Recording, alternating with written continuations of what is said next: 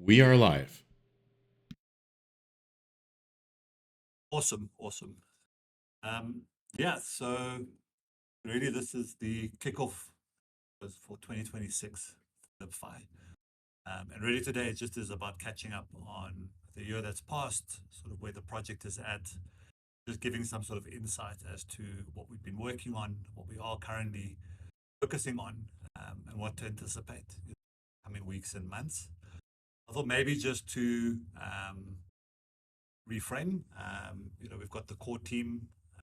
Most of our core team has been able to join. I think Sammy is unfortunately not available at this point.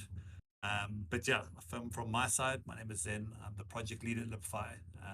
And yeah, been working with the project since its inception on the Gather network when it was actually called GatherSwap. So yeah, great to be here. I don't know if you guys want to just do a quick intro.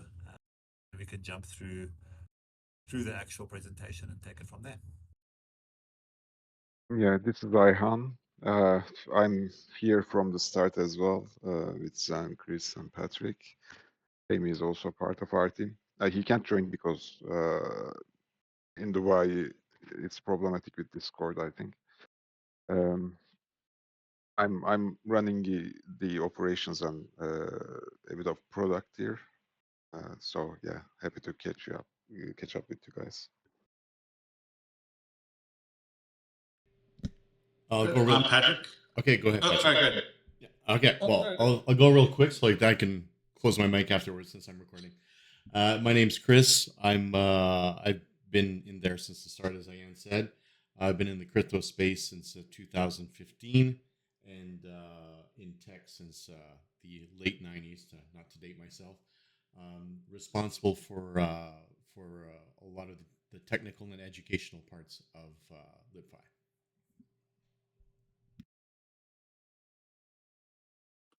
I'm Patrick.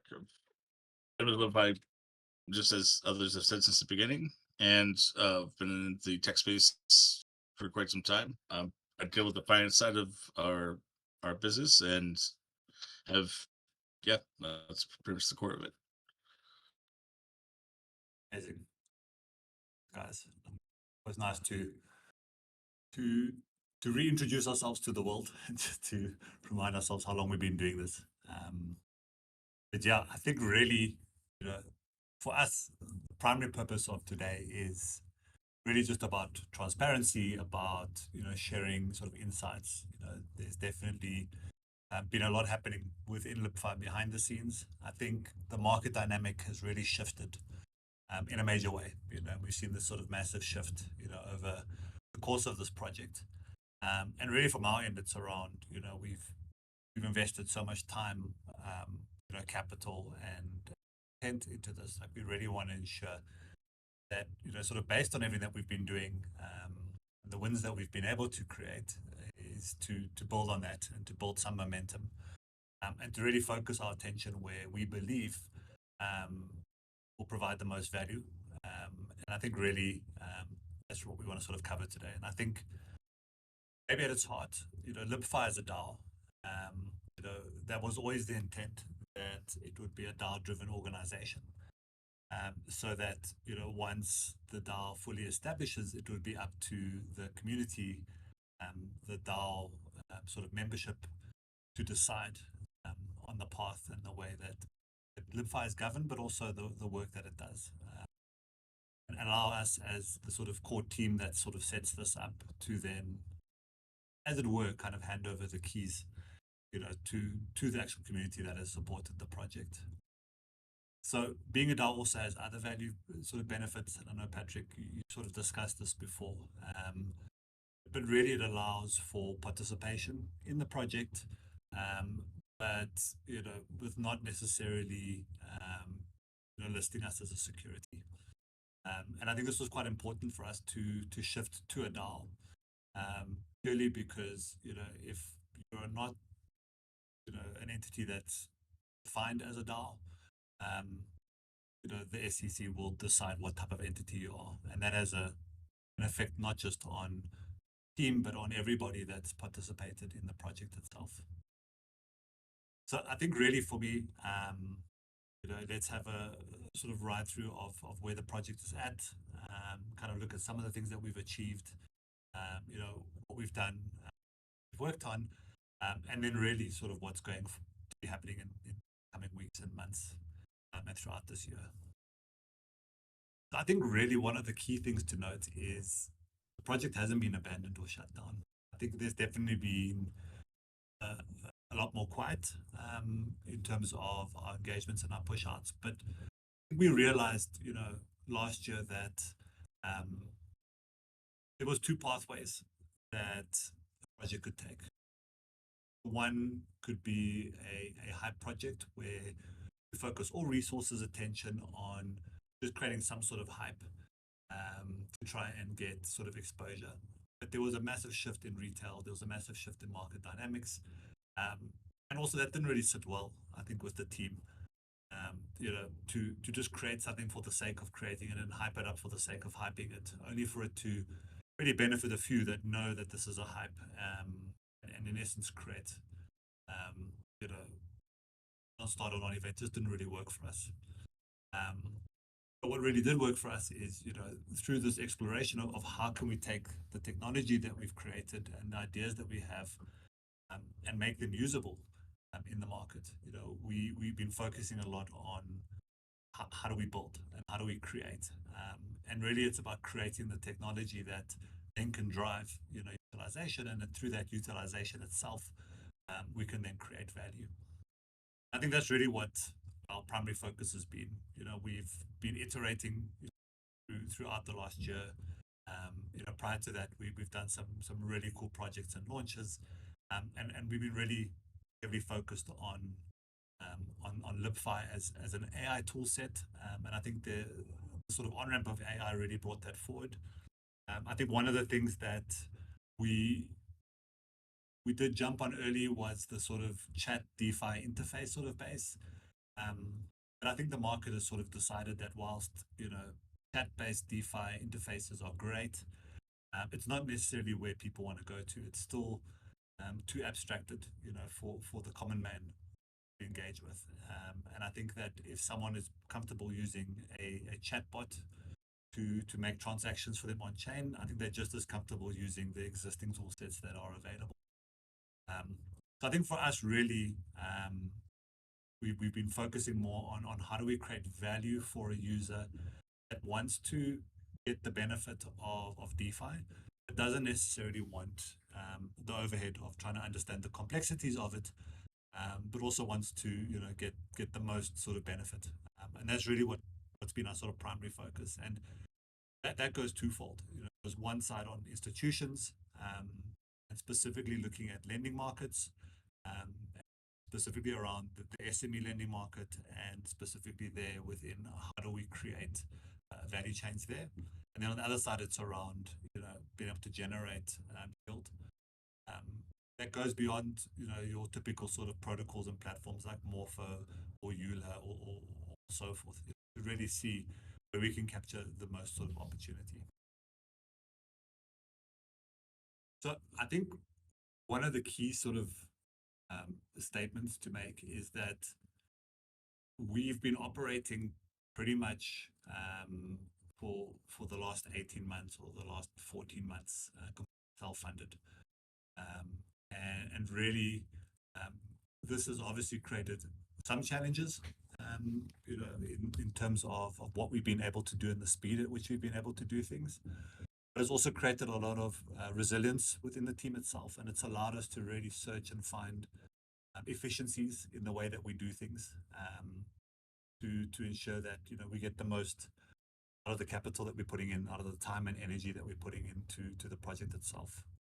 But that hasn't really stopped our sort of focus on various fundraising activities. But what we've sort of realized, that I think I'll keep hammering home this point, is that the dynamic has shifted. I think the sort of dynamic of a good project, being sort of started or funded through a public sale, has definitely shifted quite some way away. And I think it really was because that whole sort of space was diluted by a lot of junk. So it's made that process really, really difficult. But I think the value is that alongside that, there's a lot of institutional and traditional based sort of fundraising avenues that have started to open up based on what we're able to provide in the space and the technologies that we've built. That's where we really have been aggressively sort of pushing. But one of the biggest challenges within that space is they don't work on hype. They work on traction. They work on technology, what you have and what's in place. And that's really why the focus has been primarily on build, so that we can gear up for various fundraising opportunities that are there. I think when we look at, the initial sort of DAO membership and raises that we made, those that were involved or have been involved in the project from the start, you would have access to our investors channel. And within that, we've shared the financials of LibFi in detail. So you're welcome to review those, and any questions you might have, you are able to post them to us. But primarily, the biggest cost basis is for what we've spent was on development and initial sort of operations and legal sort of setups. But the bulk of cost, the bulk of spend has actually been borne by founders, by ourselves, not necessarily from what was raised, from the community, the initial sort of pre-seed and seed rounds for the project itself. So yeah, feel free to have a look at that. It is transparent. It is there in line with sort of the principles of LibFi. If you want to get a sort of deeper look as to how the sort of project has been unfolding. I just want to add, Zen, that we'll be issuing the 2025 here probably by the end of February as well. So the current financials are up to 2024, but it'll be a lot of the same, just the capital that we've put in to further develop, because there was no real token sales or anything throughout 2025. Awesome, Patrick. Thank you. So I think really from the way we sort of structure and specifically around our participation is that currently as founders, we are the current sort of economic backers of the company itself. And token holders, so we did launch the LibFi token, and those that participated in earlier rounds have been enabled to both claim and also claim incentives by staking those or restaking those specific tokens itself. Really, the goal is that that token holders can participate in governance. We did have one or two governance proposals put out, but that whole framework is still there and it is available. So in line with that, any proposals that are put forward that are vetted, that we're happy with, that are accepted by the community, can then be voted on, and we can take those proposals and those actions to heart. I think really it's important to note that that represents your controlling governance share of LibFi itself. It doesn't necessarily represent sort of equity or profits. With that being said, our sort of focus has always been that any revenue generated by LibFi, that net profits go to token holders via the Mana Vault system. And that's kind of the phase one. And like I said, we have launched that with immediate rewards, but the goal has always been that. And I think governance would always define what that split looks like, what the spend basis looks like, and so forth. I think during the launch of the token, we've had no direct sales. We have had a couple of requests for OTC, but I think we've always had to look at whether it makes sense for us and whether it's something that we want to pursue. And if it is something that comes through that we do want to pursue, we would have to put it to governance to allow that to actually.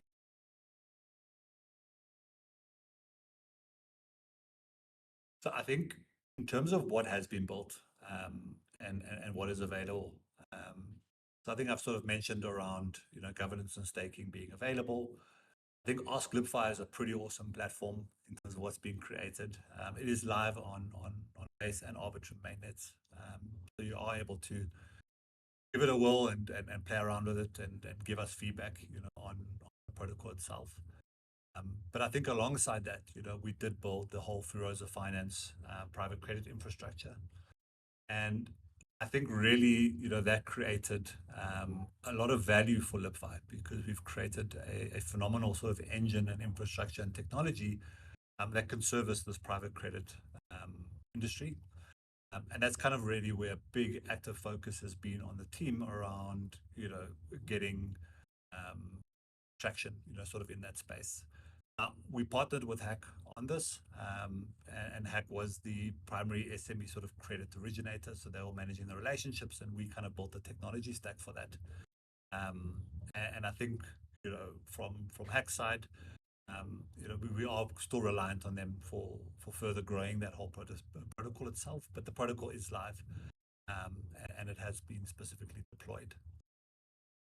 I think really when we look at our agentic layer, we've also seen quite a lot of interaction and engagement on that. And specifically, we launched it without a fee model purely because we wanted to drive traction and participation and also to understand and get insights as to how the product would be used and how it would be sort of accessed. And I think that kind of led to understanding that, agent or chat-driven DeFi instruction is not the primary use case, and probably won't be. I think it's novel. But I think more primarily the focus is on how I can get the most out of my capital, and rather have an agentic sort of intelligence recommend to me what to do, or more importantly, recommend a yield source that can do it for me.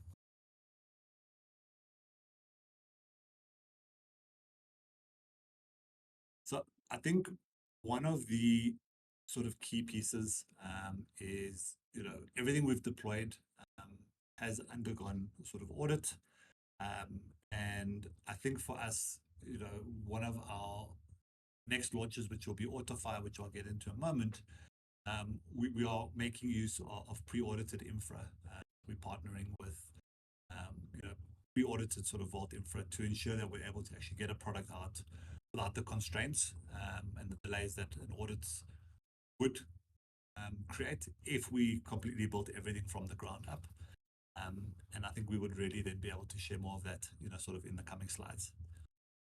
And yeah, team, if there's anything I'm missing out, please feel free to jump on, or to step in and highlight, anything else that you want to basically include while I'm going through this.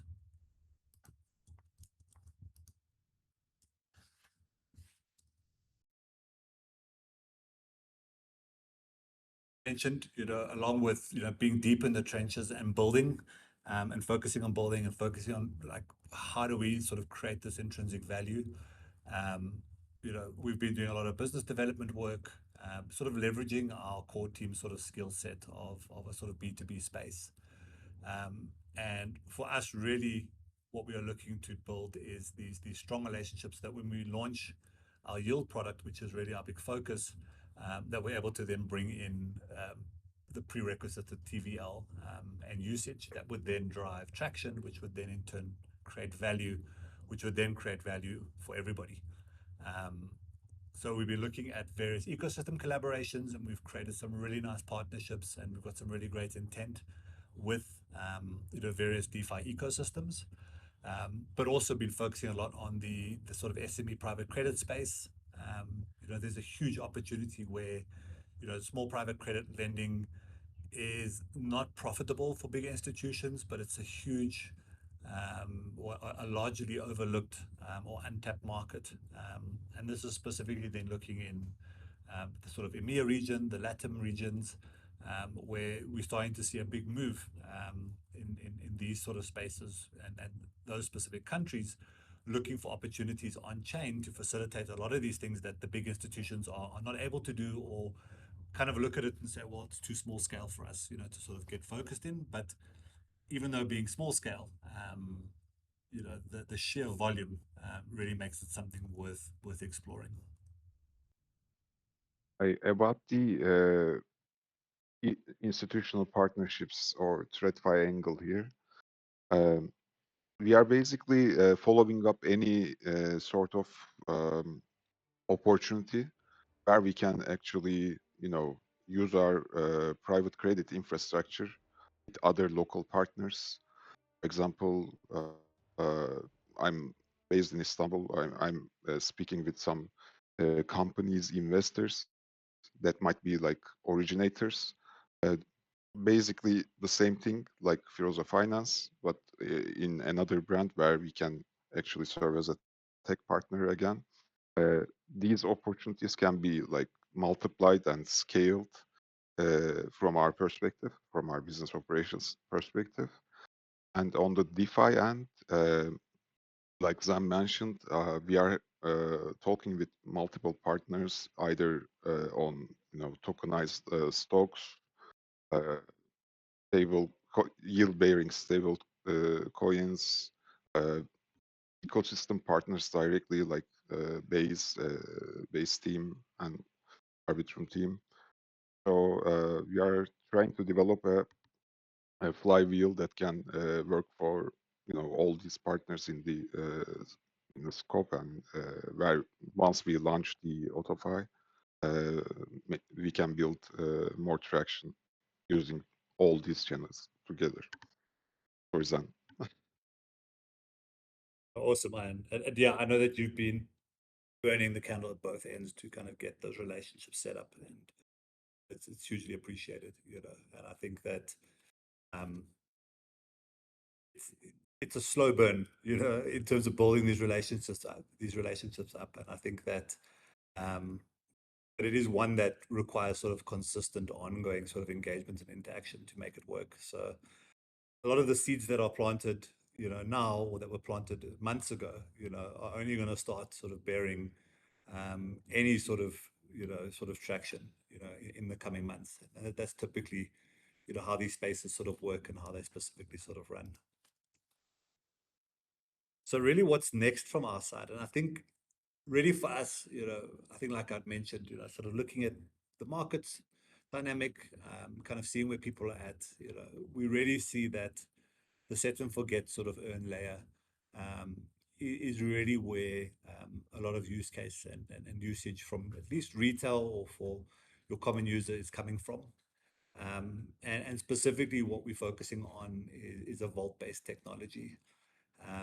And the idea here is that you're able to deposit into what we're calling AutoFi. It's a vault infra that the vault itself would then, decide how to generate the best possible yield and value for the vault participants.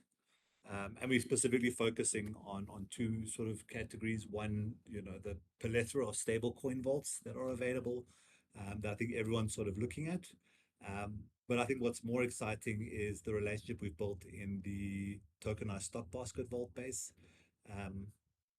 The traditional sort of stock market investment base offers a plethora and a huge amount of yield bearing opportunities, everything from sort of low APY stuff like bonds through to consistent dividend payout sort of funds, and really the world is our oyster. That we're working with a really close partner to kind of build out these baskets, and really what it would allow is exposure to these markets using stable coins, which we're really excited about, and we're excited about the potential that that's going to bring to DeFi and to our community.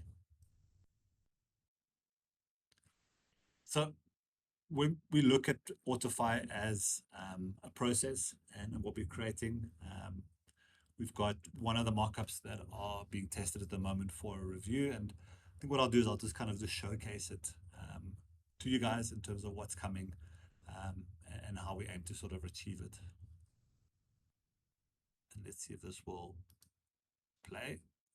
I think it's going to play. Let's try again. No. There we go. So I think really it's been sort of enabled to be able to sort of choose how you want to sort of set up the vault and how you want to sort of structure it, and then being able to then sort of fund it directly. And I think our abstraction integration basically allows that to kind of be done without sort of deep understanding of Web3. We are partnered with Privy, so you are able to utilize the on-ramping solutions through Base and MoonPay to get involved. But if you are sitting on stables, you can also make use of that too. Once you've sort of set up the vault, you're able to then sort of track and have a look at the actual portfolios of those vaults and how they're specifically running. And this sort of then gives you sort of insights into some of the things that we're kind of looking at and that we're doing. So really, it's a combination of not just DeFi stablecoin yield, but we're looking at yield token yield or yield stablecoins, as well as stock-based portfolios, which are tokenized assets that you're able to then sort of take advantage of. I think really where our intelligence layer comes in that we've created, it is around finding these best opportunities and rebalancing within the vault to ensure that one, risk is managed, but two, the best returns are created for the vault participants themselves. So yeah, very excited about this, and this has kind of been sort of one of the big sort of focuses around the LibFi AI platform and really what we want to go to market with. And I think for us, having a yield source would attract a lot of interest, and we've got some really strong relationships that we've built over the last year for participation, which we're really excited about getting on board too. So I think for us really now it is all about growth and scaling. It is about launching our vault infra. It's about then focusing heavily on how do we build those sort of institutional relationships, how do we grow our vault capability, and then spread that out, and be able to sort of drive that. And I think if we're able to create real yield value, the TVL will flow, the users will come, and the fees will be generated that would then create value for the actual LibFi token itself. And I think once these vaults go live, there'll be a number of governance proposals around how we structure the billings, how we structure the separation of fees, those sort of things. And really, it will be up to the initial community to sort of decide, what makes the most sense. But at the same time, we will start figuring out the incentive track, for actually owning the LibFi token and how that goes beyond just governance, but also then participation in these vaults and the value that that can also bring to you as a specific token holder. So I think that's kind of where we're going to park it for now. I think really, from our side and from a team's perspective, we're still very much active. It's pretty much a core team effort at this point in time. We are open to collaboration with anyone in the community that wants to add value or has ideas or wants to get involved. Please feel free to reach out to us. But at the same time, yeah, we are still very much strategically focused on making this work, but in a way that creates value. And that's been always the sort of primary North Star for us as a team.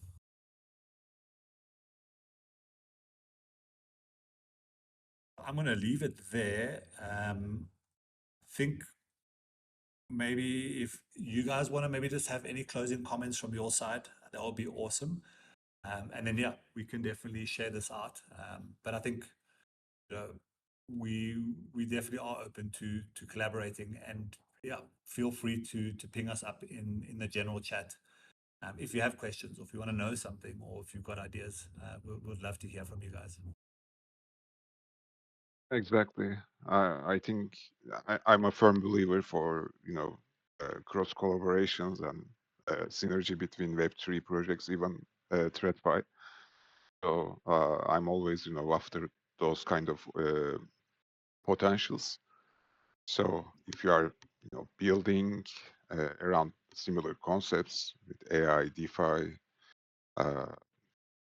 anything relevant that might be over agentic yields, yeah, just connect with us and we'll see how to get things together.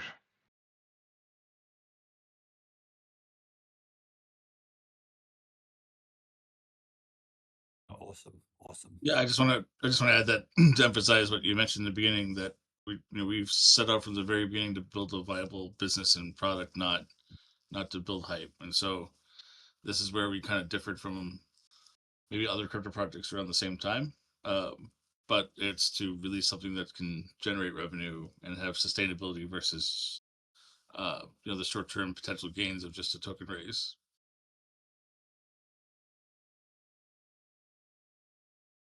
Most definitely.